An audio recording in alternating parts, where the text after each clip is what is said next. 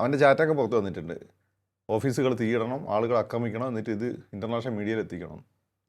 പിന്നെ അതുപോലെ തന്നെ ബാർബറ ആഡംസ് എൻ്റെ വന്നൊരു പെണ്ണുങ്ങളാണ്, അങ്ങനെ ആ പെണ്ണുങ്ങൾ പേര് വന്നു. അവിടുത്തെ കൊട്ടാരത്തിലെ ഒരു ചെറുപ്പക്കാരന് മുമ്പ് കല്യാണം കഴിച്ചിന് അവൾ. അത് നെപ്പോട്ടിസം ഒന്ന് ബോർഡെ കൊട്ടിച്ച് അല്ലെ ആ വേടനെ പോലെ ആളുകൾക്കൊണ്ട് പാട്ടൊക്കെ പാടി നിൻ്റെ അച്ഛൻ ഭ്രാന്തൻ എൻ്റെ അമ്മയും ഭ്രാന്തി എന്നൊക്കെ വന്നിട്ട് പാട്ടും പാടി ആ വലിയ സംഭവം. പക്ഷേ നമുക്കറിയാവുന്ന കാര്യങ്ങളാണ്. കണ്ണ് ഒന്ന് ചുറ്റും നോക്കിയാൽ എന്ന് മനസ്സിലാകുന്നത് ലോക നേതാക്കന്മാരുടെ ഏറ്റവും കൂടുതൽ സ്വാധീനം ചെലുത്താൻ പറ്റിയ നേതാവ് മോഡിയാണ്. ഏത് ലോക നേതാവിൻ്റെ അടുത്ത് പോയി കഴിഞ്ഞാൽ മോഡിക്ക് അവിടെ സീറ്റുണ്ട്. ഇന്ത്യ കളിക്ക് അത്ര എളുപ്പമല്ല. ഇന്ത്യ സൈന്യം വളരെ പവർഫുള്ളാണ്, ഇന്ത്യ ഗവൺമെൻറ് പവർഫുള്ളാണ്, പോലീസ് പവർഫുള്ളാണ്. പിന്നെ ഈ മലയാളികൾ തമിഴന്മാർക്ക് വെച്ച് ബാക്കി എല്ലാവർക്കും ഹിന്ദു എന്നൊരു ഫീലുണ്ട്.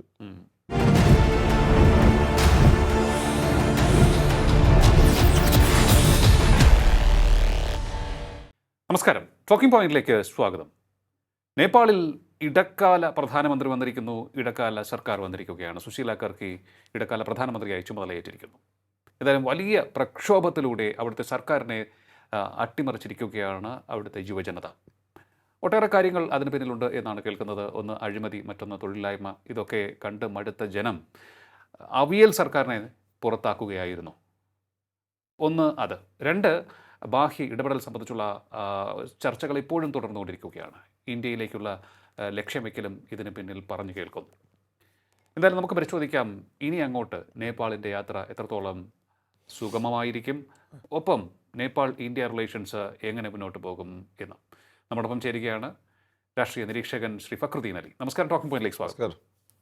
അങ്ങനെ വലിയ പ്രക്ഷോഭം ആ രാജ്യത്തെ സർക്കാരിനെ തന്നെ തകർത്തെറിഞ്ഞുകൊണ്ട് പുതിയ ഇടക്കാല സർക്കാരിലേക്ക് വഴിവെച്ച ആ ഒരു പ്രക്ഷോഭം ആണ് നേപ്പാളിൽ നടന്നത്. പുതിയ ഇടക്കാല സർക്കാർ വന്നിരിക്കുകയാണ്. ഇനി അങ്ങോട്ട് നേപ്പാളിൻ്റെ യാത്ര സുഗമമായിരിക്കുമോ അതോ വെല്ലുവിളികൾ നിറഞ്ഞതായിരിക്കുമോ? വെല്ലുവിളികൾ നിറഞ്ഞതായിരിക്കും. പക്ഷേ ഇതിൽ പുതുമയൊന്നുമില്ല. നിങ്ങൾ ഈ ജൻസി റവല്യൂഷൻ മറ്റേ മറിച്ചെന്നൊക്കെ പറയുന്നല്ലേ, ഇത് ലോകത്തിലൊരു പുതിയ കാര്യമൊന്നുമല്ല. ഇതേമാതിരിയാണ് അറബ് സ്പ്രിംഗ് ഉണ്ടായത്. അന്ന് ലിയോ ഗൾഫിലുണ്ടല്ലോ, അങ്ങനെയായിരുന്നു അറബ് സ്പ്രിംഗ് ഉണ്ടായത്, ഓൺലൈൻ വഴി. അന്ന് ഈ പറയുന്ന ഫേസ്ബുക്ക് ഉണ്ടെങ്കിൽ ഒന്ന്, വാട്സപ്പ് ഒന്നും അത്ര സജീവമായിട്ടില്ല, ഇൻസ്റ്റ വന്നിട്ടില്ലെന്നോ, റീൽസ് വന്നിട്ടില്ലെന്നോ, അതുണ്ടായിരുന്നു. അതിൻ്റെ മുമ്പ് നിങ്ങൾ ലോകത്തെ പല ഭാഗത്ത് കാണുന്ന റൈഡ്സ് എടുത്ത് നോക്കിയാൽ ഈ റൈഡ്സിലെല്ലാം തന്നെ എങ്ങനെയാണ്, ഇതിൻ്റെ മുന്നിൽ നിന്നിട്ട് വിവരമില്ലാത്ത കുറേ പയ്യന്മാരാണ്. ഇവർക്ക് ലോകം അറിയില്ല. ഈ കൗമാരം എന്ന് പറഞ്ഞൊരു കാലഘട്ടം ഉണ്ടല്ലോ, അതാണ് നമ്മൾ ബൈബിളിൽ പാരഡൈസ് ലോസ്റ്റ് എന്ന് പറയുന്നത്. ലിയാനോഡോ ഡാവിഞ്ചിയുടെ വിഖ്യാതമായിട്ടുള്ള ഒരു ഛായാചിത്രമുണ്ട്. അതിൽ പിതാവിൻ്റെ കയ്യിൽ നിന്ന് മകനിങ്ങനെ വിട്ടുപോകുന്ന ഒരു നാനോ മീറ്ററിൻ്റെ ഒരു വിടവുണ്ട്. ഈ ഏജാണിത്. ഇതിൽ സ്വന്തമായിട്ട് അഭിപ്രായ രൂപീകരണം നടന്നിട്ടുണ്ടാവില്ല. എന്നാൽ സ്വാതന്ത്ര്യവും കമ്മ്യൂണിസം, ഇസ്ലാമിക സാമ്രാജ്യം, ഹിന്ദു സാമ്രാജ്യം, ക്രിസ്തു രാജ്യം എന്നൊക്കെ പറഞ്ഞാൽ ഇവന്മാർ അതിൽ വളരെ ഫാസിനേറ്റഡ് ആവും. പിതാവായിരിക്കും ഈ സമയത്ത് ഏറ്റവും വലിയ ശത്രു. ഓക്കെ, റിയോക്ക് ഏതാണ്ട് ഈ പറയുന്ന മോനുണ്ടല്ലോ, അതുകൊണ്ട് അറിയാലോ. അപ്പോൾ ഈ ഒരു കാലഘട്ടത്തിൽ പിള്ളേരെ വളരെ എളുപ്പം അത്യാവശ്യം ബോധവും പേരുള്ളവർക്ക് വൈദ്യുതിക്കാൻ പറ്റും. അതാണ് നമ്മളിപ്പം ഇത് പിന്നീടൊരു നമ്മളെപ്പോലുള്ള പ്രായം ചേർന്ന ഒരു കടൽ കേവനുണ്ടാവും. അവനാണിത് മൊത്തം പ്ലാൻ ചെയ്യുന്നത്. അവൻ പക്ഷേ രംഗത്തുണ്ടാവില്ല. അവൻ്റെ ബുദ്ധിയായിരിക്കും ഇത് മൊത്തം. അവൻ്റെ കുട്ടിക്കാലത്ത് ഭൂപതി സിനിമയിലെ തിലകനം പോലെ അവിടെ കണ്ടുണ്ടോ, ജോഷി സാറിൻ്റെ പടമാണ്. അത് നല്ല പടമായി, പക്ഷേ ഓടില്ല. അപ്പോൾ അതിലെ തിലകനം പോലെ ഇപ്പോൾ അത് ഉള്ളിലെ പ്രതികാരമൊക്കെ കൊണ്ടു കടന്ന് വലിയ ഡോണൊക്കെ ആയതിനു ശേഷം പ്രതികാരം ചെയ്യാൻ ഇറങ്ങുന്ന ഒരു നാറുണ്ടാവും, ഒരു കടൽ കേവൻ. ബാർബറ ആഡംസ് അങ്ങനത്തെ പറഞ്ഞ പെണ്ണുങ്ങളാണ് അവിടെ. പെണ്ണുങ്ങൾ മരിച്ചു തോന്നുന്നു. അവരുടെ ഐഡിയോളജി, അവരുടെ ബാക്കിയുള്ളവരാണ് ഇന്ന് ഇത് അമേരിക്കയ്ക്ക് വേണ്ടി ഇത് ഓപ്പറേറ്റ് ചെയ്യുന്നത്. അവിടെ അമേരിക്കയ്ക്ക് വേണ്ടിയാണ് ഇതല്ല, വേറെ ആർക്കും വേണ്ടി ഓപ്പറേറ്റ് ചെയ്യുക. അങ്ങോട്ടേ വരാം. പിന്നെ നിങ്ങൾ മലബാർ ലഹള എടുത്തു നോക്കിക്കഴിഞ്ഞാൽ മലബാർ ലഹളയിൽ ഏറ്റവും കൂടുതൽ മുന്നിൽ നിന്നിട്ടുള്ള ചെറുപ്പക്കാരാണ്. അത് മമ്മൂട്ടിയൊക്കെ ചെയ്ത ക്യാരക്ടർ ഉണ്ടല്ലോ ഇതിൽ, മുകേഷൊക്കെ ചെയ്തിട്ടുള്ളത്. അപ്പം 1921 സിനിമയിലുള്ള. അപ്പം ചെറുപ്പക്കാരാണ്. ഈ ചെറുപ്പക്കാർ അന്ന് അവിടെ ഉള്ള ഒരു കിംവദന്തി എന്ന് വെച്ചാൽ തങ്ങളുടെ ആശീർവാദം കിട്ടിക്കഴിഞ്ഞാൽ ഈ വെടിയുണ്ടകൾ മുല്ലപ്പൂവായി നിങ്ങളുടെ മേൽ വന്ന് വധിക്കുന്നതായിരുന്നു. അത് കേട്ട പാവങ്ങൾ പോയത്. നിങ്ങൾ ഈ പറയുന്ന പുന്നപ്പ വലാറിൽ എന്താ സംഭവിച്ചത്? പുന്നപ്പാല ഈ സർക്കാർ അവരുടെ വെടി തോക്ക് പൊട്ടില്ല, നിങ്ങൾ വാരിക്കുന്തം മതി എന്ന് പറഞ്ഞതല്ലേ. അങ്ങനല്ലേ പോയിട്ടുള്ളത്. മാസ് അതിൻ്റെ പിന്നാലെ അണിഞ്ഞു. പിന്നെ വെടി പൊട്ടി തുടങ്ങിയപ്പോൾ കാര്യം പിടി കിട്ടിയത്. ഇങ്ങനെ എല്ലാ സ്ഥലത്തും നിങ്ങൾ കലാപങ്ങൾ ഇങ്ങനെ ഉണ്ടായിട്ടുള്ളത്. അതിൽ യുവാക്കളായി അതിന് മുൻനിരത്. ഇത് പുതിയ സംഭവമല്ല. ഇത് ചരിത്രബോധമില്ലാത്ത കുറേ ആളുകൾ ഇപ്പോൾ ഫ്രഞ്ച് വിപ്ലവം ഉണ്ടാക്കിയ യുവാക്കൾ തന്നെയാണ്. ആ വിപ്ലവമായി മാറിയത് കൃത്യമായ ഒരു ഘട്ടത്തിലെങ്കിലും അതൊരു ഓറിയൻറ്റേഷനിൽ പോവുകയും നേപ്പോളിയൻ്റെ അണ്ടറിലേക്ക് അത് കൺസോൾട്ടേറ്റ് ചെയ്യപ്പെടുകയും ചെയ്തോട് കൂടിയിട്ടാണ് റഷ്യൻ വിപ്ലവം തുടങ്ങിയത്. അതിൻ്റെ ഒരുപാട് കലാപം എന്നാണ്. 1905 കലാപം ഒക്കെ അടിച്ച് പൊളിച്ച് കളഞ്ഞാണ്. 1917 ആകുമ്പോഴേക്ക് ഇൻറ്റേർണലി റഷ്യ വീക്കായത്. പട്ടാളക്കാർക്ക് നമ്മളെ കൊടുക്കാത്ത അവസ്ഥയെത്തി. അതുകൊണ്ടാണ് അത് വിജയിച്ചത്, അല്ലെങ്കിൽ വിജയിക്കുന്നില്ല. എല്ലാ കാലത്തും കുട്ടിക്കുറങ്ങാന്മാരാണ് ചുടിചോറ് പറയുക. നിങ്ങളിപ്പോൾ ജെൻസി എന്നുള്ള ഓമന പേരിട്ട് വിളിക്കുന്നത് വിചാരിച്ച പുതിയ കാര്യമൊന്നുമല്ല, ത്രൂ ഔട്ട് ഹിസ്റ്ററി സംഭവിച്ചതാണ്. പിന്നെ ഈ മത്തക്കാർക്ക് അല്ലെങ്കിൽ ബീബരല്ലാന്ന് ചരിത്ര ബോധമില്ല, അതുകൊണ്ടാണ് അവർ ഇത് കൊള്ളാലോ എന്ന് പറയുന്നത്. ഇനിയിപ്പോൾ മറ്റൊരു ഫോഴ്സ് രാജ്യത്തിന് പുറത്തിരുന്ന് നിയന്ത്രിച്ച ഒരു കലാപം തന്നെയായിരുന്നു ഇത്. ബംഗ്ലാദേശിലെ പോലെ തന്നെയായിരുന്നു ഇതും എന്ന് തന്നെയാണ് നമുക്ക് പറയാൻ സാധിക്കുന്നത്. ഇങ്ങനെയുള്ള ഡിസ്കണ്ടൻസ് ഒക്കെ വളരെ മുമ്പേ ഉണ്ട്. ഇതൊരു പ്രത്യേക പോയിന്റ് ഓഫ് ടൈമിൽ ഇതങ്ങോട്ട് പൊട്ടിത്തെറിക്കുക എങ്ങനെയാണെന്ന് വെച്ചാൽ ഇങ്ങനെയുള്ള ചില എലിമെൻറ്റ്സ് അതിനുള്ള സാധനങ്ങൾ കൊടുക്കും. ഇതിപ്പോൾ അവിടെ ഒരു അമേരിക്കൻ സ്പോൺസേഡ് ചെയ്ത ഒരു ഗൊരാങ്ങ തെറ്റപ്പം നിർത്തുന്നുണ്ട്. അവൻ്റെ ചാറ്റൊക്കെ പുറത്ത് വന്നിട്ടുണ്ട്. ഓഫീസുകൾ തീയിടണം, ആളുകൾ ആക്രമിക്കണം, എന്നിട്ട് ഇത് ഇൻ്റർനാഷണൽ മീഡിയയിൽ എത്തിക്കണം. പിന്നെ അതുപോലെ തന്നെ ബാർബറ ആഡംസ് എൻ്റെ വന്നൊരു പെണ്ണുങ്ങളാണ്. അങ്ങനെ ആ പെണ്ണുങ്ങൾ പേര് വന്നു. അവിടുത്തെ കൊട്ടാരത്തിലെ ഒരു ചെറുപ്പക്കാരന് മുമ്പ് കല്യാണം കഴിച്ചിന് അവൾ. അവൾ ഒരു യൂറോപ്യൻ ബാക്ക്ഗ്രൗണ്ട്, ന്യൂയോർക്കിലാണ് ജനിച്ചത്. അപ്പം അവിടെ വന്ന് കൊട്ടാരത്തിൽ നുഴഞ്ഞ് കയറിയിട്ട് പിന്നെ അവിടെ കൊട്ടാരത്തിൽ ഇരുന്ന് കൊണ്ട് ഉപജാവായി. എന്നിട്ട് അവിടെ നിന്നുകൊണ്ട് അവൾ അമേരിക്കൻ പത്രങ്ങൾക്കൊക്കെ റിപ്പോർട്ട് ചെയ്യും. അപ്പോൾ ഈ യൂറോപ്പിലേക്കും അമേരിക്കയിലേക്കും നേപ്പാളിൽ നിന്ന് പോകുന്ന ന്യൂസിന് ഇവളാണ് സ്ക്രീൻ ചെയ്യുന്നത്. ഓക്കെ. പിന്നെ കൊട്ടാരത്തിനുള്ളിൽ നിന്നുകൊണ്ട് ഇവൾ ഇൻഫ്ലുവൻസ് ഉണ്ടാക്കി. ആ ചെറുക്കൻ മരിച്ചോടുകൂടി അവർ പുറത്താക്കി. പക്ഷേ അവളുണ്ടാക്കിയ ഇൻഫ്ലുവൻസിൻ്റെ ഭാഗമായിട്ടാണ് ഈ രാജാവ് കൊല ചെയ്യപ്പെടുന്നത് നമ്മളിപ്പം വായിക്കേണ്ടതായിട്ട് വരും. അതായത് ലോങ് ഡ്രോൺ ഔട്ട് ഐഡിയ. ലോകത്ത് ഒരേ ഒരു ഹിന്ദു രാജ്യമുള്ളൂ. ഇന്ത്യ പോലെ ഹിന്ദു രാജ്യമല്ലല്ലോ ഒഫീഷ്യലി. ഇന്ത്യ ബേസിക്കലി ഹിന്ദു രാജ്യമാണ്, പക്ഷേ ഒഫീഷ്യലി അല്ല. പക്ഷെ അത് ഒഫീഷ്യലി ആയിരുന്നു. അങ്ങനെ ആ സമയത്ത് അവിടെ ഈ മാവോയിസ്റ്റ് ഒന്നുമില്ല. ഇവർക്ക് റഷ്യൻ കണക്ഷനൊക്കെ ഉണ്ട്. മാവോയിസ്റ്റുകൾ വരുന്നു, അവിടെ രാജാവിന് പുറത്ത് അന്ന് ആദ്യം ഇതിനുള്ളിൽ വെടിവെപ്പുണ്ടായി. രാജകുടുംബം എങ്ങനെയാണ് മരിച്ചെന്ന് ഇപ്പോഴും അറിയില്ല. പിന്നെ നിലവിലുള്ള രാജാവ് ഞാനേ തന്നെ പുറത്താക്കുന്നു, അങ്ങനെ വൃത്തിയിട്ടവനായി പുറത്തായത്. അതെ, പക്ഷേ പിന്നെ വന്ന് ഈ മാവോയിസ്റ്റുകൾക്ക് സ്വാധീനമുള്ള ഗവൺമെൻറ്റുകളാണ്. അവർക്ക് പക്ഷേ മാവോയിസ്റ്റുകൾക്ക് ഒറ്റയ്ക്ക് ഭൂരിപക്ഷമില്ല. അപ്പോൾ പണ്ടത്തുള്ള ആളുകളെയും കൂടി കൂട്ടി ഭരിച്ചു. ആ മൊത്തം അഴിമതിയും കെടുകാര്യസ്ഥ. ഈ അസംതൃപ്തി കുറേ കാലമായിട്ട് അവിടെ ഉണ്ട്. ഇതിപ്പം പൊട്ടിത്തെറിക്കാൻ കാരണം എന്താ നിങ്ങൾ നോക്കിക്കഴിഞ്ഞാൽ അതിന് സാഹചര്യം നിങ്ങൾ നോക്കണം. ഇപ്പോൾ റഷ്യ, അമേരിക്ക, ഇന്ത്യ ഒരു ട്രയാങ്കിൾ മുമ്പ് ഒരു സ്വപ്നം മാത്രമേ, ഇപ്പോൾ അത് യാഥാർത്ഥ്യമായി. Russia, India, China. Russia, India, China. അപ്പോൾ ആ ട്രയാങ്കിൾ യാഥാർത്ഥ്യം. ഇതിനെ പൊളിക്കണമെന്ന് വെച്ചാൽ ഇന്ത്യക്ക് അവിടെ താല്പര്യമുണ്ട്. കാരണം നമ്മളെ സ്വന്തം ആളുകളാണ് അവർ. ബേസിക്കലി ഇത് ഹിന്ദുസ്, ബേസിക്കലി അല്ല ഹിന്ദുസാണ്. ഇപ്പം ചില ആളുകൾ അവിടെ കയറി അജണ്ടയുടെ ഭാഗമാണ് ഇപ്പോൾ ഇതൊക്കെ. ഇപ്പം 0.1% ഒരു വിഭാഗം ഉണ്ട് അവിടെ, അമേരിക്കൻ സാധനം. അത് 100% ആക്കാനുള്ള പരിപാടിയാണ്. എല്ലാവരും 30% മുസ്ലിങ്ങൾ എത്തിയല്ല പ്രശ്നം. 30% അവന്മാരെത്തിയാൽ എന്താ സ്ഥിതി? കൊറിയയിൽ എന്താ സംഭവിച്ചത്? സൗത്ത് കൊറിയയിൽ, ഫിലിപ്പീൻസ് എന്താ സംഭവിച്ചത്? എല്ലാം കാക്കായിമാരത്തല്ലേ. കാക്കായിമാർ മോശക്കാരെന്നല്ല, കയ്യിൽ ഇപ്പോൾ കൊള്ളില്ല. യോഗ അറിയാലോ. ഗൾഫിലും അറബികളെ പറ്റിയല്ല പറയുന്നത്, മറ്റു സ്ഥലങ്ങളിൽ. ഗൾഫിൽ അറബികൾ പണ്ടേ നമ്മളൊക്കെ ആയിട്ട് നല്ലതാണ്. മോഡിയായിട്ട് അല്ല വന്നല്ലേ, ഏറ്റവും അടുത്ത് വന്നതാണ്. അവർക്കതൊന്നുമില്ല. ഇവിടെയുള്ള കുറേ അറിയുണ്ടല്ലോ, ഈ തൊട്ടും കണ്ടും ഒക്കെ പ്രവാചകൻ്റെ പരമ്പരപ്പെട്ട ആളുകളാണ്. ഇത് ഈ തൊട്ടും നോക്കിയൊക്കെ മുസ്ലിമായ പോയ ആളുകളുണ്ട്. അവന്മാർക്കാണ് ഇപ്പോൾ സ്പിരിറ്റ് കൂടുതൽ. ഇസ്ലാമിക് പദമുണ്ട്, ഇങ്ങനെയൊക്കെ പറഞ്ഞിട്ടുള്ള സാധനങ്ങൾ. അപ്പം ഞാൻ പറഞ്ഞു വന്നത്, അപ്പോൾ ഇവർ അവിടെ നിന്നുകൊണ്ട് ഈ പറയുന്ന ഒരു ഓപ്പറേഷൻ ആ രീതിയിൽ ഈ ഒരു ട്രയാങ്കിൾ വന്നപ്പോൾ ഇതിനെ പൊളിക്കണം. ചൈനയ്ക്ക് ഇവിടെ ഇൻട്രസ്റ്റ് ഉണ്ട്. നമ്മളും ചൈനയുടെ ബഫറാണ് ഈ രാജ്യം. അതെ, നമുക്കാണ് അവിടെ മേധാവിത്വം പൊതുവേ ഗവൺമെൻറ്റിലൊക്കെ. നമുക്ക് ഇത് ബ്രിട്ടീഷുകാരുടെ സ്വാധീനം അവിടെ ഉണ്ടായിരുന്നു. അതിനുശേഷം അത് നമ്മളുടെ സ്വാധീനമായി മാറി. അപ്പം നമ്മളും ചൈനയും കൂടി അടിക്കണം അവർക്ക്. അതാണ് ഇമ്മീഡിയറ്റ് ആയിട്ടുള്ള ആവശ്യമാണ്. പക്ഷെ നമ്മൾ രണ്ടുപേരും കരുതലോട് കൂടിയാണ് നേരിട്ടത്. അപ്പം ഇത് എല്ലാ സമയത്തും ഇപ്പം നമ്മളൊക്കെ അസംതൃപ്തരല്ലേ പല കാര്യത്തിലും, ഇല്ലേ? പക്ഷെ നമ്മളെ നിയന്ത്രിക്കുന്ന ഒരു ഘടകം ഉണ്ടെങ്കിൽ അവർ പറയുമ്പോൾ നമ്മളറിയാതെ ചാടിപ്പോൾ. നമ്മൾ ഈ ഏജിലെത്തിയോട് ചിലപ്പോൾ പോയി പണി നോക്കണം മതി. പക്ഷേ പിള്ളേർ ചാടും. ഞാനൊക്കെ ഏജിൽ ചാടുമായിരുന്നു. ഞാനൊക്കെ ഭാഗ്യം കൊണ്ട് സുരേഷ് ഗോപിയുടെ സിനിമയും ബാപ്പാൻ്റെ സ്വാധീനം ഉള്ളതുകൊണ്ട് മാത്രമാണ് ഞാനൊക്കെ നെക്സലൈറ്റ് ആകുന്നത്. സീരിയസ് ഏതായാലും സുരേഷ് ഗോപിനെ ഇടയ്ക്ക് എപ്പോഴും കണ്ടപ്പോൾ ഞാൻ പറയുകയും ചെയ്തു, നിങ്ങൾ ഒറ്റയെടുത്ത് നിങ്ങൾ വാപ്പയും കാരനാണ് ഞാൻ. അപ്പോൾ വാപ്പ പറഞ്ഞു തരും ഇതൊക്കെ അങ്ങനെയല്ല ഇങ്ങനെ. പിന്നെ ഇപ്പോഴത്തെ പിള്ളേരെ പോലെ അല്ല, പഴയ ആളുകൾ പറയുന്നത് നമ്മൾ കേൾക്കും. അല്ല ഇപ്പോഴത്തെ പിള്ളേർ തള്ളാന്ന് പറയും. നമ്മൾ നന്നാകട്ടെ എന്ന് വിചാരിച്ചാൽ അവരുടെ ഏജിൽ നമ്മൾ ഇതൊന്നും നല്ല കാര്യം പറഞ്ഞാൽ അവർ തള്ളാൻ. അവർക്കത് ഇമാജിൻ ചെയ്യാൻ പോലും പറ്റില്ല. ഇന്ന് കഴിച്ചത് പുട്ടാണോ? പുട്ടാണ്. ഞാനൊക്കെ എന്നിട്ട് പലപ്പോഴും സ്വയം എഡിറ്റ് ചെയ്യും പറയുമ്പോൾ. ഞാനാണ് എൻ്റെ ഫേസ്ബുക്കിലൊന്നും ഞാൻ ആരാന്താന്ന് പോലും ആളുകൾക്ക് അറിയില്ല. ഏതാണെങ്കിൽ ഒരുപാടുണ്ട്, ഞാൻ ചെയ്യാറില്ല ഈ പൊങ്ങച്ച ഇഷ്ടമില്ലാത്തതുകൊണ്ട്. പക്ഷേ ഈ പിള്ളേരൊന്ന് ഇൻസ്പയർ ചെയ്താൽ വേണ്ടി ചിലപ്പോൾ ഞാൻ പ്രസംഗിക്കുമ്പോൾ ഒക്കെ പറയും. അപ്പോൾ 1-2 പിള്ളേർ സാർ തള്ളുകയാണല്ലോ. പിന്നെ അതൊക്കെ കാണിച്ചെടുത്തപ്പോൾ അവന്മാർ ഓക്കെ ഹാപ്പിയായി. പക്ഷേ ഞാനതുകൊണ്ട് ഇപ്പോൾ ഇങ്ങനെ എഡിറ്റ് ചെയ്യും. എന്തിനാണ് വെറുതെ നമ്മൾ തള്ളാന്ന് ഏൽപ്പിക്കുന്നത്? അപ്പോൾ ഈ പിള്ളേർ ഈ ഒരു ഘട്ടത്തിൽ ഇവർ ഈ പിള്ളേരെ അങ്ങോട്ട് ഇറക്കി വിട്ടാണ്. അത് ആ വൃത്തികെട്ടനുണ്ട് എന്നാ ബലൻഷേ അടുത്തൊരു മേയർ. ഈ നാളെ അമേരിക്കയിലെ ടൈം മാഗസിനൊക്കെ ഇവർ ഉപയോഗിക്കുന്ന ടൂളാണ്. അപ്പോൾ ലിയോനെ പിടിച്ചിട്ട് ഏറ്റവും സ്വാധീന ശക്തിയുള്ള ഇന്ത്യയിലെ ജേർണലിസ്റ്റ് ഒരാൾ ലിയോ, പിന്നെ അവർ വിധേയനായിരിക്കില്ലേ? ലിയോക്ക് അറിയാലോ ലിയോ എത്തിയിട്ട് അപ്പുറത്ത് ലിയോക്ക് ചിലപ്പോൾ അർണവിനെക്കാട്ടും ശക്തിയൊക്കെ ഉണ്ടാവും, പക്ഷെ അർണവിനാണ് സ്വാധീനം.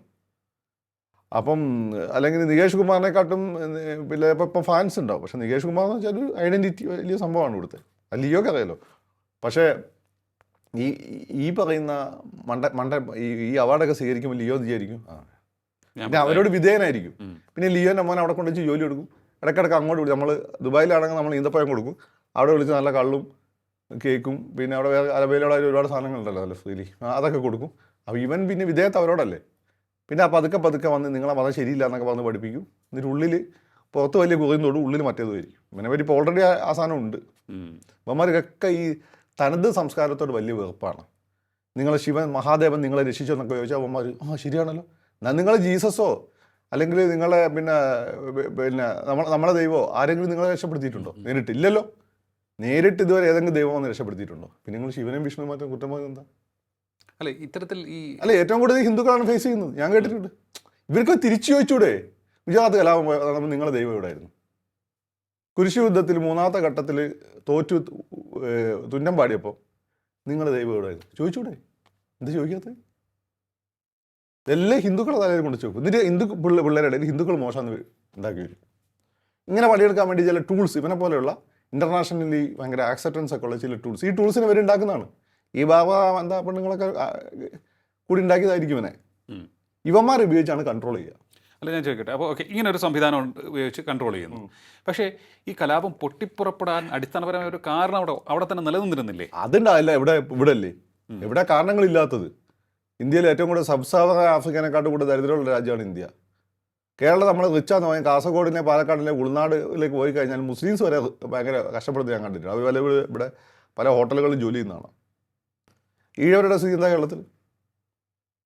ബ്രാഹ്മിൺസിൻ്റെ അവസ്ഥ എന്താ? നായന്മാരുടെ അവസ്ഥ എന്താ അസംതൃപ്തരല്ലേ? അതെവിടെ ഇല്ലാത്തത്? സിനിമയിൽ നെപ്പോട്ടിസം ഇല്ലേ? പക്ഷെ നെപ്പോട്ടിസം ഉണ്ടെങ്കിൽ ഞാൻ ചോദിക്കട്ടെ, ഇവിടെ ശരിക്കും ദുൽഖർ ഷാനവാസ് എന്തുകൊണ്ട് കയറിയില്ല? നസീസാന മോനല്ലേ. പ്രണവിന് എന്തുകൊണ്ട് ദുൽഖറിൻ്റെ ആക്സെപ്റ്റൻസ് ഉണ്ടെന്നില്ല? എന്തുകൊണ്ട് ഗോകുലിന് ദുൽഖർ ആകാൻ പറ്റുന്നില്ല? നെവിൻ പോളിയും ടോവിനോ എന്ത് സ്വാധീനം ഉണ്ടായിട്ടാണ് കയറിയത്? അതൊക്കെ വെറുതെ ആളുകൾ തെറ്റിക്കാൻ വേണ്ടി. നിങ്ങളെ മോൻ നല്ല ജേർണലിസ്റ്റ് ആളുകൾ ആപ്റ്റിറ്റ്യൂഡ് അവനിവിടെ വന്നിരിക്കും. അല്ല ഈയോടെ മോനായതുകൊണ്ടല്ല ഇവിടുത്തെ മുതലാളിക്ക് ഭ്രാന്തുണ്ടോ ഈയോടെ മോൻ ജോലി എടുക്കാൻ വിചാരിച്ചു. മുതലാളിക്ക് അതുകൊണ്ട് വരുമാനം വരണം, അങ്ങനെ വരുന്നതാണ്. അത് നെപ്പോട്ടിസം ഒന്ന് ബോർഡെ കൊട്ടിച്ച് അല്ലെ ആ വേടനെ പോലെ ആളുകൾക്കൊണ്ട് പാട്ടൊക്കെ പാടി നിൻ്റെ അച്ഛൻ ഭ്രാന്തൻ എൻ്റെ അമ്മയും ഭ്രാന്തി എന്നൊക്കെ വന്നിട്ട് പാട്ടും പാടി അത് വലിയ സംഭവം. പക്ഷേ അവിടുത്തെ ഒരു സ്ഥിതി പൊതുവിൽ അഴിമതി നിരക്കും ഒപ്പം തന്നെ ഈ തൊഴിലില്ലായ്മ നിരക്കും ഒക്കെ തന്നെ വളരെ ഹൈ ആയിരുന്നു എന്നൊരു അഭിപ്രായം. ഇടയ്ക്ക് ഇന്ത്യയിലും ഹൈ ആയിരുന്നില്ലേ? ഇവിടെ കലാപം ഉണ്ടാകുന്നു. ഇതെല്ലാ നാട്ടിലും ഉണ്ടെന്ന്. ലിയോയുടെ ഒരു 80s 90s ഒക്കെ ആലോചിച്ചു. ഇവിടെ എന്തൊരു ആർക്കും തൊഴിലുണ്ടായിരുന്നു. അന്നായിരുന്നു ഈ DYFIക്കാർ പിന്നെ ഈ പിടിയെ തന്നെ ഇരുന്ന് വരുന്ന കോൺഗ്രസ്സുകാരുടെ വീട്ടിലേക്കുള്ള കല്യാണം മൊത്തം മുടക്കി വിട്ടുകൊണ്ടിരുന്ന കാലഘട്ടം. സീരിയസ്ലി അമ്മമാർക്ക് അതായത് പണി പല സ്ഥലത്തും. DYF ഏറ്റവും കൂടുതൽ ആളുകൾ സജീവമായിരുന്ന കാലഘട്ടം. എന്തുകൊണ്ടാണ്? വേറെ പണിയില്ല. ഇവിടെ ആകുമ്പോൾ ഒരു സ്വപ്നം ഉണ്ടാവും, ഒരു സംഘടിത ശക്തി ഉണ്ടാവും. കോൺഗ്രസ്സുകാരെ കൊണ്ട് വലിയ ഗുണമാണ്. അവർ അടിച്ചാൽ ചിലപ്പോൾ തിരിച്ചടിക്കില്ല, അവർ തിരിച്ചടിക്കും. ഇപ്പോൾ യുവമോർച്ച DYFI ഓൺലൈനിലുണ്ട്, പണ്ടത്തെ പോലെ ശക്തമൊന്നുമല്ല. ആ പയ്യന്മാർക്കൊക്കെ ജോലിയാണ്. സ്വിഗ്ഗി മറ്റേ എല്ലാം കാര്യമൊന്നുമില്ല. അത് പതുക്കെ നമുക്ക് സോൾവ് ചെയ്യാൻ പറ്റുള്ളൂ. അപ്പോൾ ആ ഒരു പ്രശ്നം പല സ്ഥലത്തും നിലനിൽക്കുന്നതാണ്. അതിനെ പക്ഷേ മുതലെടുക്കുകയായിരുന്നു എന്നാണ് അഭിപ്രായം. ആ മുതലെടുക്കുക ഇന്ന് ഏറ്റവും ശേഷിയുള്ള അമേരിക്ക. കാരണം അവർക്ക് സാമ്പത്തികമായൊരു ബുദ്ധിമുട്ടൊക്കെ ഉണ്ടെങ്കിൽ പോലും ആ ഒരു സിസ്റ്റം CPM പോലെ സ്ട്രോങ് ആണ്. പക്ഷേ അതിനിടയിൽ നേരത്തെ ചോദിച്ചൊരു വിഷയമുണ്ട്, അതായത് ഇന്ത്യ സ്ട്രോങ് ആയി ഇന്ത്യയും ചൈനയും തമ്മിലടിപ്പിക്കുക എന്നുള്ളത്. അപ്പോൾ ഇന്ത്യയുടെ ഗ്രോത്ത് അമേരിക്കയെ അസ്വസ്ഥമാക്കുന്നുണ്ട്. അവർ ഇത്ര പെട്ടെന്ന് വളരുമെന്ന് വിചാരിച്ചിരുന്നില്ല. ഒപ്പം തന്നെ മോദിയുടെ ഗ്രോത്തും ഇപ്പോൾ ഏറ്റവും ഒടുവിൽ സെപ്റ്റംബർ 2-നും 8-നും ഇടയിൽ നടത്തിയൊരു സർവേ പ്രകാരം ആഗോളമായി ഏറ്റവും അധികം അക്സെപ്റ്റൻസ് ഉള്ള നേതാവ് മോദിയാണ്. 71% അക്സെപ്റ്റൻസ് ആണ്, അപ്രൂവൽ റേറ്റാണ് അദ്ദേഹത്തിനുള്ളത്. ബാക്കിയുള്ളവർ വളരെ പിന്നിലാണ്. അങ്ങനെ നോക്കുമ്പോൾ ട്രംപ് ഒക്കെ 44% ഉള്ളൂ. അപ്പോൾ ഇത്തരത്തിൽ ഒരു വളർച്ച ഇപ്പോഴും മോദി നിലനിർത്തുകയാണ്. ഓർക്കുക, അധികാരത്തിലേറി ഇത് 3ാം ടേമിലാണ് അദ്ദേഹം നിൽക്കുന്നത്. എന്നിട്ട് പോലും അദ്ദേഹത്തിൻ്റെ ജനപ്രിയത ഇടിയുന്നില്ല, ജനപ്രിയനായി തുടരുകയാണ്. അപ്പോൾ അങ്ങനെ ഒരു നേതാവ് വരുന്നു. ഒപ്പം തന്നെ ആ രാജ്യത്തിന് കൂടുതൽ നേഷൻ ഫസ്റ്റ് എന്നുള്ള രീതിയിൽ അദ്ദേഹം രാജ്യത്തെ നയിക്കുകയും ചെയ്യുന്നു.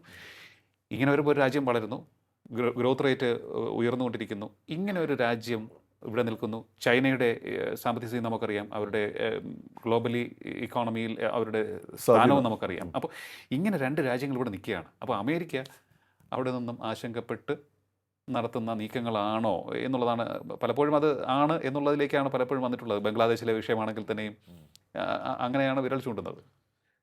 ഇതിൽ ഒന്നാമത്തെ കാര്യം ഈ സർവേ ഞാൻ വലിയ കാര്യമായിട്ട് എടുക്കാറ്. ഇതുപോലെ ഓർഗനൈസ് ചെയ്യാനൊക്കെ പറ്റും.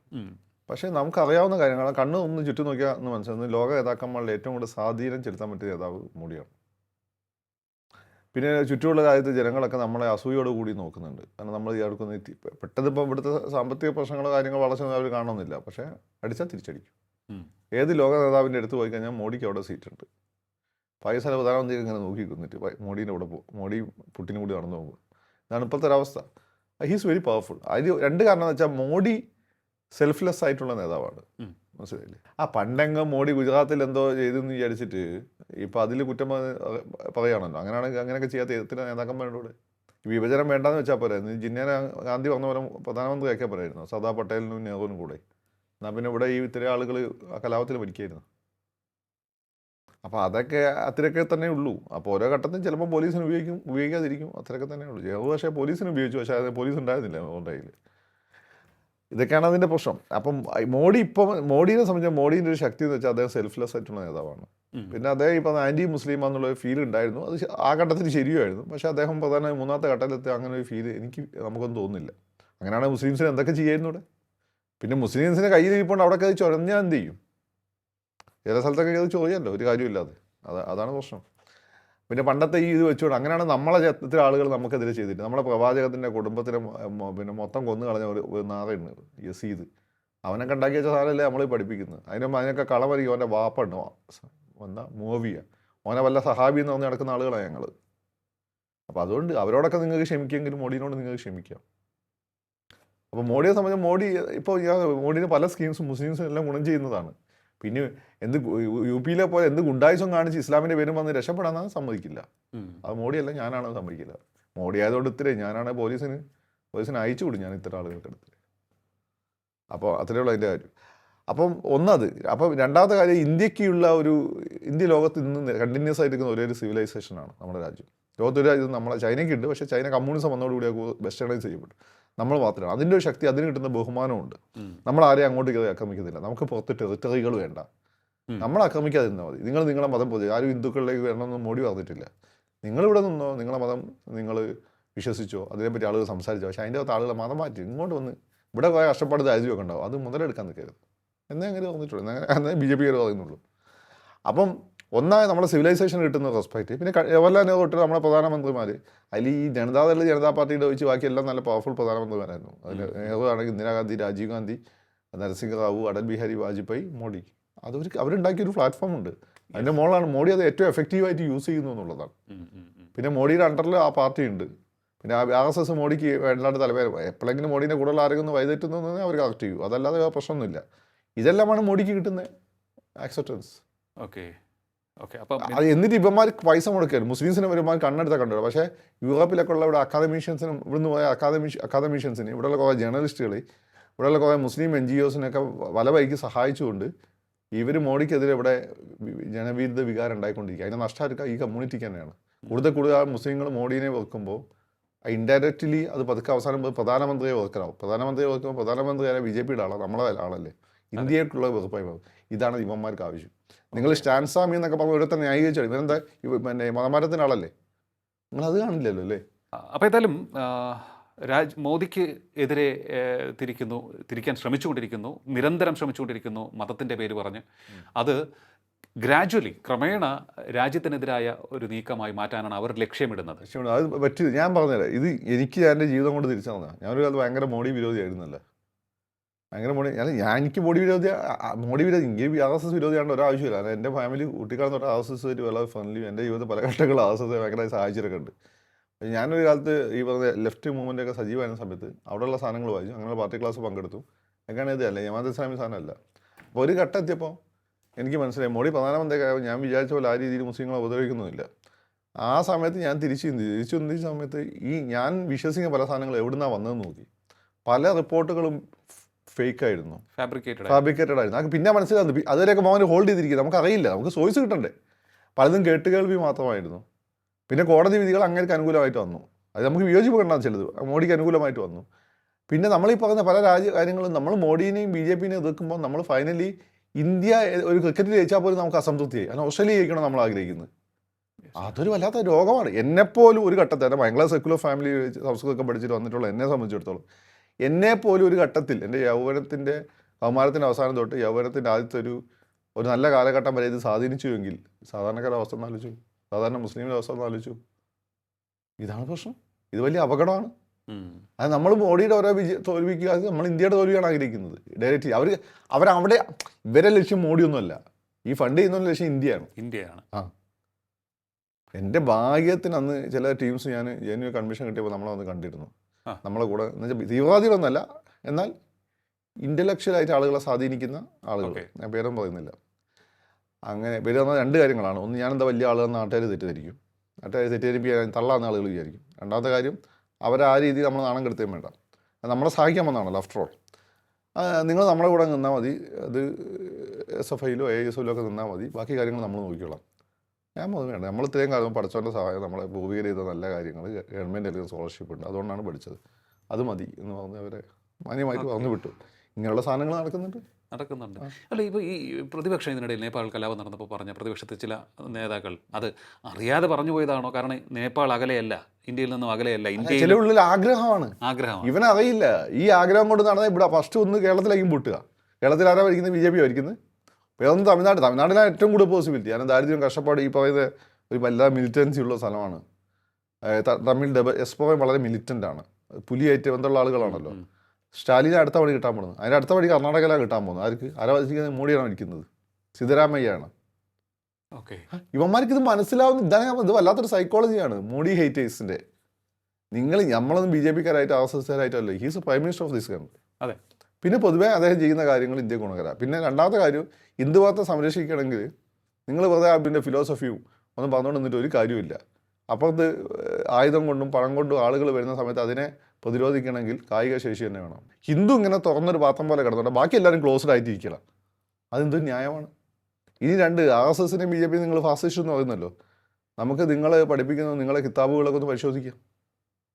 ഞാൻ ആ കിതാബുകളൊന്നും അങ്ങനെ കാണുന്ന ആളല്ല. കാരണം ആ കോണ്ടെക്സ്റ്റ് പല കോണ്ടെക്സ്റ്റ് ഉണ്ടായതാണ്. ശാന്തിയെ പറ്റിയും സമാധാനത്തെ പറ്റിയും മറ്റു മാസരോട് നല്ല രീതിയിൽ പോകണമെന്നൊക്കെ കൃത്യമായിട്ട് അതിൽ പറയുന്നുണ്ട്. ചില കോണ്ടെക്സ്റ്റുകൾ തിരിച്ചും പറയുന്നുണ്ട്. എന്നാൽ ബൈബിൾ ന്യൂ ടെസ്റ്റ്മെൻറ്റിൽ അങ്ങനെയല്ല, പക്ഷേ ചെയ്തികൾ മൊത്തം അങ്ങനെ ഉണ്ട്. അതിനെ ഫോളോ ചെയ്യുന്ന ആളുകൾ കുരിശുയുദ്ധം ഉൾപ്പെടെ അവരാണ്. ന്യൂ ടെസ്റ്റ്മെൻറ്റ് അങ്ങനെയല്ല. ആ ഗ്രന്ഥം മാത്രമാണ് അങ്ങനെ അക്രമത്തെ ന്യായീകരിക്കാത്ത ഒരേ ഒരു ഗ്രന്ഥം മതഗ്രന്ഥങ്ങളിൽ. അപ്പം പക്ഷേ അവരുടെ ഒരു ഹിസ്റ്ററി എടുത്ത് നോക്കിക്കഴിഞ്ഞാൽ അവരുടെ ഹിസ്റ്ററിയിൽ ഈ പ്രശ്നമുണ്ട്. ഇതൊക്കെ എടുത്തുകൊണ്ട് അപ്പം നമ്മൾ ചോദിച്ചാൽ ആരാ ഫാസിസ്റ്റ് സ്വയം അങ്ങോട്ടും ഇങ്ങോട്ടും ചോദിക്കുന്ന അവസ്ഥ വരും. കണ്ണാടിയിൽ നോക്കിയിട്ട് ഞാൻ ഫാസിസ്റ്റാണെന്ന് ഞാൻ സ്വയം റിയലൈസ് ചെയ്യേണ്ട അവസ്ഥ വരും.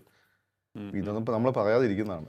പക്ഷേ ഇതിപ്പോൾ ഈ പ്രതിപക്ഷത്തിലെ പല അംഗങ്ങളും, പാർലമെൻറ്റിലെ പ്രതിപക്ഷ അംഗങ്ങളിൽ ചിലരൊക്കെ തന്നെ ഇത് പറഞ്ഞതിന് പിന്നാലെ ബീഹാറിൽ ഒരു കലാപം അല്ലെങ്കിൽ ഒരു പ്രതിഷേധം ആസാമിൽ നടന്നു.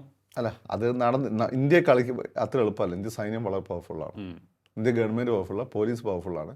പിന്നെ ഈ മലയാളികൾ തമിഴന്മാർക്ക് വെച്ച് ബാക്കി എല്ലാവർക്കും ഹിന്ദു എന്നൊരു ഫീലുണ്ട്. മലയാളികൾക്ക് കാര്യമായിട്ടൊക്കെ ഉണ്ട്. പിന്നെ പല കാര്യങ്ങളും കിട്ടുക വിചാരിച്ചാൽ കാണിക്കാതിരിക്കുന്നതാണ്. തമിഴന്മാർക്ക് അത് പോവാണ്. ഹിന്ദു എന്നൊരു ഫീലും ഉണ്ട്. അതുകൊണ്ട് ഇന്ത്യയിൽ അത്ര എളുപ്പമല്ല അത്. ലോകത്ത് എല്ലായിടത്തും ഒരു ട്രെൻഡ് ഗവൺമെൻറ് ജോലികൾ ഇല്ലാതാക്കുക എന്നുള്ള. ഈ ലോകബാങ്കൊക്കെ ശമ്പളം കൊടുക്കുമ്പോൾ അത് ലോൺ കൊടുക്കുമ്പോൾ അവരത് പറയുന്നുണ്ട്. എന്തുകൊണ്ടാണ് നിഷ്കർഷിക്കുന്നുണ്ട്. അപ്പോൾ കേരളത്തിലൊക്കെ മാത്രമേ ഉള്ളൂ, മധ്യപ്രദേശൊന്നും പണ്ടേ അല്ല. ഗവൺമെൻറ് ജോലി പലതും ഇല്ല. അപ്പോൾ അങ്ങനെ വരുമ്പോൾ എന്ന് വെച്ചാൽ ഈ ഗവൺമെൻറ് ജോലികൾ, ഈ സമൂഹത്തിൽ ക്രൈം എപ്പോഴും ഗവൺമെൻറ് ജോലികൾ പ്രതീക്ഷിക്കുന്ന ആളുകളാണ്. അതുകൊണ്ട് അവർ ആ ഒരു വോളറ്റൈലായിട്ടുള്ള ഏജിൽ അവർ സ്വയം കൺട്രോൾ ചെയ്യും. അങ്ങനെ സ്കോപ്പ് ഇല്ലാതാകുമ്പോൾ, അങ്ങനെ സ്കോപ്പ് ഇല്ലാതാക്കുക എന്നുള്ള വേൾഡ് ബാങ്കിൻ്റെ ഉദ്ദേശം, അമേരിക്കയ്ക്ക് വേണ്ടിയിട്ട് ഇവരെന്ത് ക്രൈമിലേക്കും പോകും. അപ്പോൾ ഇവരെ സ്വാധീനിക്കാൻ പറ്റും. അത് നമ്മുടെ ഗവൺമെൻറ്റുകൾ. പക്ഷേ അവിടുന്ന് ഫണ്ട് മേടിക്കുമ്പോൾ അവർ ഇനി PSC ജോലികൾ വേണ്ടാന്ന് അവർ പറഞ്ഞാൽ നമുക്ക് ഘട്ടം ഘട്ടമായി നിർത്തേണ്ടി വരും. ഒന്നെങ്കിൽ ഫണ്ട് മേടിക്കാതിരിക്കണം, അല്ല അവരെ ഇത് മാത്രം പറ്റില്ല എന്ന് പറയാൻ പറ്റണം. നിങ്ങൾ ഈ ഗവൺമെൻറ് ജോലിയുള്ളവരെ എല്ലാവർക്കും അസൂയായിരിക്കും, അത് പോട്ടത് എല്ലാവരും വിചാരിക്കും. പക്ഷേ എല്ലാവരും ആഗ്രഹിക്കുന്നുണ്ടല്ലോ. ഈ സാധനം സമൂഹത്തിലെ ക്രൈമിനെ, രാജ്യവിരുദ്ധ പ്രവർത്തനങ്ങൾ ഏർപ്പെടാതെ നിർത്തുന്ന വലിയൊരു പങ്ക് വഹിക്കുന്നുണ്ട്. യെസ്. നമ്മൾ ഓരോ കാര്യം എടുത്ത് പരിശോധിക്കുമ്പോൾ നോക്കുമ്പോൾ ഈ വിദേശ ശക്തികളുടെ സ്വാധീനം അത് ഏത് മേഖലയാണെങ്കിൽ തന്നെയും, കായിക മേഖല, ഈവൻ ഇൻ സ്പോർട്സ്, അവിടെയാണെങ്കിൽ പോലും അവരുടെ സിനിമയിലുണ്ട്, അവരുടെ അന്താരാഷ്ട്ര കായിക ബോഡികളിലുണ്ട്. അവർ വരുത്തുന്ന നിയമമാറ്റങ്ങൾ മറ്റുള്ളവർക്ക് ഏറ്റവും കൂടുതൽ അവർ പ്രതികൂലമായിട്ടാണ് സ്പോർട്സ്, സിനിമ അങ്ങനെയുള്ള സാധനങ്ങളെയാണ്. അതിൽ ഈ സിനിമയിൽ ഹോളിവുഡ് ചിത്രങ്ങളെല്ലാം തന്നെ നോക്കുമ്പോൾ റഷ്യ എന്ന് പറയുന്നത് ഒരു വില്ലൻ രാജ്യമാണ്. റഷ്യക്കാരെന്ന് പറയുന്ന റഷ്യൻ സൈന്യം അല്ലേ നമ്മുടെ സിനിമയിൽ അവർ ഉദ്ദേശിക്കുന്നത്. നമ്മുടെ സിനിമയിലേക്ക് സിനിമയിലെന്ന് വെച്ചാൽ ഇപ്പോൾ സിനിമയുടെ ഒരു പാറ്റേൺ മൊത്തം മാറിയിട്ടുണ്ട്. അവർക്ക് എതിര് നിൽക്കുന്ന, അല്ല അവരുടെ ഐഡിയോളജി ആയിട്ട് ചേർന്ന് നിൽക്കാത്ത ആളുകളെ പരമാവധി അവർ ഔട്ട്കാസ്റ്റ് ചെയ്യാൻ ശ്രമിക്കുന്നുണ്ട്. അതൊരു വലിയൊരു പ്രശ്നമാണ്. ഇത് കുറച്ച് കഴിയുമ്പോൾ ഈ മറ്റൊരു തിരിച്ചു കൊടുക്കും. ഗവൺമെൻറ് തിരിച്ചു വന്നിട്ട് ഈ സോഴ്സ് മൊത്തം കട്ട് ചെയ്യും. കട്ട് ചെയ്യുമ്പോൾ എന്ത് ചെയ്യും? എന്താ സംഭവിക്കാൻ പോകുന്നത്? ഇൻഡസ്ട്രി തകരും. ഗവൺമെൻറ് ഇത് കാണാതിരിക്കുന്നില്ല. നിങ്ങളിപ്പോൾ ഇൻഡസ്ട്രി എടുത്ത് നോക്കിയാൽ മതി. ആൻറ്റി ഇന്ത്യൻ സാധനങ്ങൾക്ക് സിനിമ ഇൻഡസ്ട്രി, പിന്നെ മാത്രമല്ല ആളുകൾ സിനിമ എന്നുള്ള മോഹം, നമുക്ക് എല്ലാവർക്കും സിനിമാ മോഹങ്ങളുണ്ട്. അത് ഉപയോഗിച്ചുകൊണ്ട് ആളുകളെ ഈ പല രീതിയിൽ അവർക്ക് മാനിപ്പുലേറ്റ് ചെയ്യാൻ പറ്റും. മനസ്സിലായോ? അത് മോഡലിംഗ് ഒക്കെ ഉപയോഗിച്ചുകൊണ്ട് ഡ്രഗ്സ് പ്രചരിപ്പിക്കാൻ പറ്റും. ഇവരൊക്കെ നമ്മളെ റോൾ മോഡൽസാണ്. അപ്പോൾ ഇങ്ങനെയുള്ള ഒരുപാട് പ്രശ്നം. അതുകൊണ്ട് തന്നെ നമ്മൾ ലബ്ധപ്രതിഷ്ഠരായ പലർക്കും ഇപ്പോൾ സിനിമയില്ല, ബോധപൂർവ്വം ഒഴിവാക്കുന്നുണ്ട്. എന്നിട്ട് പലരെയും പ്രൊമോട്ട് ചെയ്യുന്നുണ്ട്. ആ പ്രൊമോട്ട് ചെയ്യപ്പെടുന്ന പലരും ഇങ്ങനെയുള്ള പല പ്രശ്നങ്ങൾ വരുന്നുണ്ട്. ഇതിൻ്റെ വേറൊരു പ്രോബ്ലം കിടക്കുന്നത് എന്താണെന്ന് വെച്ചാൽ, ഇങ്ങനെ സംഭവിക്കുമ്പോൾ ഒരുപാട് കഴിവുള്ള ആളുകൾ സിനിമയിൽ ഇപ്പോൾ ഉണ്ട്, പുതിയ പയ്യന്മാർ. ഇവരെയും കൂടി ആ കാറ്റഗറിയിൽ ആളുകൾ പെടുത്തി കളയും. ഓക്കെ, വേറൊരു കാര്യം ഞാൻ ചോദിച്ചോട്ടെ. ഇങ്ങനെയൊക്കെയാണ് എന്നുണ്ടെങ്കിൽ ഇന്ത്യക്കെതിരെ പ്രവർത്തിക്കുന്ന ഒട്ടേറെ ഫോഴ്സസ് ഉണ്ട്, രാജ്യത്തിനകത്തും പുറത്തുമുണ്ട്. അതിൽ ഈ തീവ്രവാദ സംഘടനകളുടെയൊക്കെ തന്നെ അൽ ഖൈദ പോലുള്ള സംഘടനകൾ, IS പോലുള്ള സംഘടനകളുടെ, ഇപ്പോൾ IS ഓക്കെ അത് മറ്റൊരു തലത്തിലേക്ക് പോയി. ഇപ്പോൾ എങ്കിൽ തന്നെയും ഈ തീവ്രവാദ സംഘടനകളുടെ പേര് ഇപ്പോഴും നമ്മൾ കേൾക്കുന്നുണ്ട്, പാകിസ്ഥാനിലെ സംഘടനകളുടെ പേര്. ഈ ഒരു ഗൂഢാലോചന അല്ലെങ്കിൽ ഗൂഢതന്ത്രങ്ങളുടെ ആ ഒരു പദ്ധതിയിൽ ഇത്തരത്തിലുള്ള എല്ലാ ടൂൾസിനെയും ഉപയോഗിക്കുന്ന ഒരു ഫോഴ്സ് അതുണ്ട് അല്ലേ? അത് തീവ്രവാദ ഫോഴ്സസ് ആയിരിക്കാം, മറ്റ് ഫോഴ്സസ് ആയിരിക്കാം, മറ്റ് രീതികളായിരിക്കാം, എല്ലാവരെയും ഉപയോഗിക്കുന്ന ഒരു ഫ്രണ്ട് ഓഫീസ് ഉണ്ട്. ആ ഫ്രണ്ട് ഓഫീസ് സ്പോർട്സിലും സിനിമയിലും ബിസിനസ്സിലും ഒക്കെ ആയിട്ടും തോക്കുക, രാഷ്ട്രീയത്തിലുണ്ട്. ഓക്കെ, അതിൽ ഏറ്റവും കൂടുതൽ പിന്നെ എന്താണ് സ്വന്തം വിൽപ്പനയ്ക്ക് വെച്ചിരിക്കുന്ന രാഷ്ട്രീയക്കാരാണ്. കാരണം ഇവരെ സപ്പോർട്ട് ഉണ്ടെങ്കിൽ പിന്നെ എളുപ്പം സീറ്റുകൾ കിട്ടും. നമ്മുടെ വലിയ രാഷ്ട്രീയ നേതാക്കന്മാർ വല്ലവരും ഇവരുടെ പിടിയിലായിരിക്കും, സീറ്റുകൾ കിട്ടും. ഇവർക്ക് വേണ്ടി അവരെ ആളുകൾ ചത്ത് രംഗത്തൊന്നും പൈസ വരും, ഇവിടെ ഇലക്ഷൻ ജയിപ്പിക്കും, ഇവരെ കാര്യം നേടിയെടുക്കും. ഇവർ തന്നെ വന്ന് നമ്മളെ മുന്നിൽ വലിയ ദേശസ്നേഹം പ്രസംഗിക്കുകയും ചെയ്യും. എനിക്ക് ചില ആളുകളെയൊക്കെ അറിയാം, ഞാൻ പിന്നെ അത് പറയാത്തതുകൊണ്ടാണ്. അപ്പം ഇതൊരു ഒരു പ്രോബ്ലമാണ്. രണ്ടാമത്തെ കാര്യം, നിങ്ങൾ ഈ ജെൻസി എന്ന് പറയുമ്പോൾ ഏറ്റവും വലിയ നെഗറ്റീവ് ഇമ്പാക്റ്റ് നോക്കണമെങ്കിൽ ഈ നമ്മളെ ഫിലിം നിരൂപകനുണ്ടല്ലോ, കോഴിക്കോട്ടുകാരെ, അശ്വന്ത് കോക്ക്, അവൻ്റെ റിവ്യൂസ് നിങ്ങൾ ശ്രദ്ധിച്ചാൽ മതി. നമുക്ക് ഒരു സിനിമ എന്ന് വെച്ചാൽ നിങ്ങൾക്ക് ഇഷ്ടപ്പെടുന്ന സിനിമ എനിക്ക് ഇഷ്ടപ്പെടണമെന്നില്ല. അപ്പോൾ ഇവൻ പറയും ഞാൻ പറയുന്നതുകൊണ്ട് നിങ്ങൾ സിനിമ കാണാമെന്ന് ഞാൻ പറയുന്നില്ല. പക്ഷേ ഇവന് വലിയൊരു ഒപ്പീനിയൻ മേക്കറാണ്. ഇവൻ്റെ കാര്യം എന്ന് വെച്ചാൽ ഞാനൊക്കെ സംസാരിക്കുമ്പോൾ നാടൻ ഭാഷ സംസാരിക്കുള്ളൂ. അപ്പോൾ അത് എളുപ്പം കമ്മ്യൂണിക്കേറ്റ് ചെയ്യാൻ പറ്റും. രണ്ടാമത്തെ കാര്യം എന്ന് വെച്ചാൽ നെഗറ്റീവ് ടേംസ്. ഇവൻ പണ്ട് മലങ്കൾട്ട് എന്നിട്ടാൻ പറഞ്ഞുകൊണ്ട് ഇവൻ ഉപയോഗിക്കുന്ന മൊത്തം അങ്ങനെ ടേംസാണ്, നെഗറ്റീവ് ടേംസ്. ഈ ജെൻസിനെ ഏറ്റവും കൂടുതൽ സ്വാധീനിക്കുക ഈ നെഗറ്റീവ് സാധനങ്ങളാണ്. ആ സിനിമയ്ക്ക് എല്ലാവരുടെ ആഗ്രഹം. അപ്പോൾ അവിടെ എത്തിപ്പെടാൻ പറ്റില്ല, ഇവർക്ക് സിനിമയ്ക്ക് പണി കൊടുത്തേക്കാം.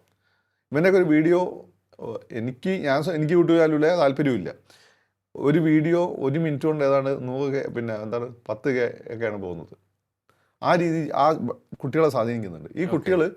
ഈ കുട്ടികൾ പലപ്പോഴും അതുകൊണ്ട് ഇതൊക്കെ വായിച്ച് സിനിമയ്ക്ക് പോകുന്നില്ല. ചിലപ്പോൾ ആ സിനിമ കണ്ടവർക്ക് പിന്നെ ഇഷ്ടപ്പെടും. OTT കണ്ടവർ ഇഷ്ടപ്പെട്ടില്ല. ഇവൻ നല്ല സിനിമ എന്ന് പറഞ്ഞാൽ OTT വന്ന് പിള്ളേർ കൂക്കി വിളിച്ചിട്ടുണ്ട്. പക്ഷേ ഇവരുപയോഗിക്കുന്ന മൊത്തം നെഗറ്റീവ്സ് നോക്കൂ. മലങ്കൾട്ട് എന്നുള്ള ടൈം, അല്ല ഉണ്ണികൃഷ്ണൻ ഇപ്പം വിളിക്കുന്നില്ല, പക്ഷേ അത് എസ്റ്റാബ്ലിഷ്ഡായി. ഉണ്ണികൃഷ്ണൻ ഉക്രി. അതുപോലെ തന്നെ വേറെ ഒരാളുണ്ടല്ലോ ഉദയകൃഷ്ണൻ നമ്മളെ രസിപ്പിച്ച് ഒരുപാട് സിനിമ എടുത്തിട്ടുള്ള ആളാണ്. ഉദയകൃഷ്ണൻ ഉക്രി. അപ്പം ഞാനിപ്പം വിളിക്കുന്നില്ല, നിങ്ങൾ എപ്പം വിളിക്കണം, നിങ്ങൾ അന്നപ്പം വിളിച്ചാൽ മതി, അത് എസ്റ്റാബ്ലിഷ്ഡാ. ഇതൊരു ഗൂഢതന്ത്രമാണ്. ഇങ്ങനെയുള്ള ആളുകളാണ് ഇവർക്കൊക്കെ വരുമാനം കിട്ടുന്നുണ്ട്. പക്ഷെ ഇവിടെ തകരുന്ന ഫിലിം ഇൻഡസ്ട്രിയാണ്. പല നിർമ്മാതാക്കളും കുത്തുപാല എടുത്തു. നേരെ വൈകി സിനിമ എടുക്കുന്ന ആർക്കും ഇപ്പം പലർക്കും സിനിമ എടുക്കാൻ പറ്റാത്ത അവസ്ഥ. ആകപ്പാടെ രക്ഷപ്പെട്ട് നിൽക്കുന്നത് ചിപ്പി രഞ്ജിത്താണ്. രഞ്ജിത്ത് പറഞ്ഞ പടം ഭാഗ്യത്തിന് ഹിറ്റായി. സിയാദ് കോക്കർ ഇപ്പോൾ സിനിമ എടുക്കുന്നില്ല, പലരും ഇപ്പോൾ സിനിമ എടുക്കുന്നില്ല. ലിബർട്ടി ബഷീർക്കാർ സിനിമ എടുക്കുന്നില്ല. മനസ്സിലായില്ലേ? അങ്ങനെ ഒരുപാട് ഘടകങ്ങൾ ഇതിൻ്റെ നടുവിലുണ്ട്. അപ്പം ഇതൊക്കെ നമ്മൾ വിചാരിക്കും നമ്മൾ കൈയടിക്കുന്ന പലതും സത്യത്തിൽ നമ്മളെ നശിപ്പിക്കുന്നതാണ്. ഓക്കെ, ഇത് ഭയങ്കര ഒരു കോംപ്ലക്സ് ആയിട്ടുള്ളൊരു വിഷയം തന്നെയാണ്. അപ്പോൾ ഈ നമ്മളെല്ലാവരും നമ്മുടെ ഈ യുവസമൂഹമാണെങ്കിൽ തന്നെയും മുതിർന്നവരാണെങ്കിൽ തന്നെയും വളരെ ജാഗരൂകരായി ഇനി മുന്നോട്ട് പോകേണ്ടിയിരിക്കുന്നു. നമ്മളെ തന്നെ നമ്മുടെ രാജ്യത്തിൻ്റെ ശത്രുവായി മാറ്റുന്ന നമ്മളറിയാതെ നമ്മൾ തന്നെ രാജ്യമാവണം, നമ്മൾ തന്നെ പ്രധാനമന്ത്രിയാവണം. നമ്മൾ മോഡിൻ്റെ സീറ്റിൽ കയറി ഇരിക്കുക എന്നല്ല. We are Modi, we are India. മനസ്സിലായില്ലേ? മറ്റേ അയാ മണ്ണ എന്നൊക്കെ പറഞ്ഞ സംഭവം ഉണ്ടല്ലോ. അതാണ് നമ്മളാണ് രാജ്യം, നമ്മളാണ് പ്രധാനമന്ത്രി എന്ന രീതിയിൽ നമ്മൾ ആക്ട് ചെയ്ത് തുടങ്ങണം. അത്രയും ഉത്തരവാദിത്വം നമ്മൾ കാണിക്കണം. ആ ഒരു ഇച്ഛാശക്തി, ആ ഒരു ആത്മാർത്ഥത നമ്മുടെ രാജ്യത്തോട് വേണം, നമ്മുടെ സിസ്റ്റത്തോട് വേണം. നമ്മുടെ രാജ്യം തകരാതിരിക്കാൻ അതിന് കാര്യമാണ്. തീർച്ചയായിട്ടും അത് വളരെ വാലിഡ് ആയിട്ടുള്ളൊരു പോയിൻ്റാണ്. ഈ ചർച്ച തുടങ്ങിയത് നേപ്പാളിലാണെങ്കിൽ തന്നെയും ഇന്ത്യയിൽ അവസാനിക്കുമ്പോൾ പറഞ്ഞു വയ്ക്കുന്ന കാര്യങ്ങൾ ഇന്നത്തെ തലമുറ ജാഗ്രതയോടെ കേൾക്കേണ്ടതാണ്, പ്രാവർത്തികമാക്കേണ്ടതാണ്. നിങ്ങളുടെ തലച്ചോറിലേക്ക് കയറ്റിവിടുന്ന അല്ലെങ്കിൽ നിങ്ങളെ മസ്തിഷ്ക പ്രക്ഷാളനം ചെയ്യുവാനായി നിങ്ങളറിയാതെ നിങ്ങൾക്ക് ചുറ്റും അലഞ്ഞു തിരിയുന്ന ഒട്ടേറെ ക്ഷുദ്രശക്തികൾ ഉണ്ടെന്ന് നമുക്ക് ചുറ്റും. അത് നമ്മൾ മനസ്സിലാക്കേണ്ടത് തന്നെയാണ്. അത് രാഷ്ട്രീയക്കാരുടെ വേഷത്തിലാകാം, നിരൂപകരുടെ വേഷത്തിലാകാം. അത്തരത്തിൽ ഉള്ള ശക്തികളുടെ സ്വാധീനത്തിൽപ്പെടാതെ നമ്മുടെ ചിന്ത, നമ്മുടെ മനസ്സ് അത് നമ്മുടേത് മാത്രമാക്കി വെക്കുക. നമ്മുടെ രാജ്യത്തോട് പ്രതിബദ്ധതയുള്ളവരായി, ഉത്തരവാദിത്തമുള്ള പൗരന്മാരായി നമുക്ക് മുന്നോട്ട് പോകേണ്ടിയിരിക്കുന്നു. ഇല്ല ഇതുണ്ടെങ്കിൽ നമ്മുടെ രാജ്യം ഛിന്ന ഭിന്നമാക്കും. ഈ ക്ഷുദ്ര ജീവികളുടെ ലക്ഷ്യമെന്ന് പറയുന്നത് നമ്മുടെ രാജ്യത്തെ തകർക്കുകയാണ്. അത് നമ്മൾ അറിയുക. ഈ വെല്ലുവിളിയെ അതിജീവിച്ചാൽ നമ്മളെ കാത്തിരിക്കുന്നത് വലിയ വലിയ സാധ്യതകളുടെ പ്രശ്നം ഈ പറഞ്ഞ പലരും ചില സിനിമാ നിരൂപരെ പറ്റി ഞാൻ പറഞ്ഞില്ല, അവരറിയുന്നുണ്ടാവില്ല അവരിതിന്റെ ഭാഗമാണ്. പക്ഷേ അവരുടെ പ്രവൃത്തികൾ ആ രീതിയിലാണ് കോൺട്രിബ്യൂട്ട് ചെയ്യപ്പെടുന്നത്. അവർക്ക് വരുമാനം കിട്ടുന്നത് യൂട്യൂബിൽ നിന്നാണ്. ഓക്കെ, പക്ഷേ യൂട്യൂബ് എന്താണെന്ന് നെഗറ്റീവിനാണ് യൂട്യൂബിൽ ഏറ്റവും കൂടുതൽ വരുമാനം. ഇവരറിയാതെ ഇവരെ സ്വാധീനിക്കുന്നു. ഇവരറിയാം, നമ്മളറിയാതെ. ഞാൻ പറഞ്ഞില്ല മുമ്പ്, ഞാൻ അറിയാതെ എന്നെ ചില ഐഡിയോളജി സ്വാധീനിച്ചിരുന്നു. ഞാൻ ഇഷ്ടപ്പെട്ട ലെഫ്റ്റ് ഐഡിയോളജിന്റെ രൂപത്തിൽ ആ തിരിച്ചറിഞ്ഞപ്പോൾ ഞാൻ അന്നപ്പം മാറ്റി. അത് തിരിച്ചറിയാൻ പറ്റിയെന്നുള്ളതാണ് ഭാഗ്യം. യെസ്, തിരിച്ചറിവിൻ്റെ അനിവാര്യതയിലേക്കാണ് ഈ ചർച്ച വിരൽ ചൂണ്ടുന്നത്. തീർച്ചയായും തിരിച്ചറിയുക, ഉത്തരവാദിത്തോടുകൂടി മുന്നോട്ട് പോവുക. വളരെയധികം നന്ദി ടോക്കിംഗ് പോയിന്റിൽ പങ്കെടുത്തത്. ടോക്കിംഗ് പോയിന്റ് അധ്യായം ഇവിടെ പൂർണ്ണമാകുന്നു. ഇനി അടുത്ത എപ്പിസോഡിൽ കാണാം നമുക്ക്. നമസ്കാരം.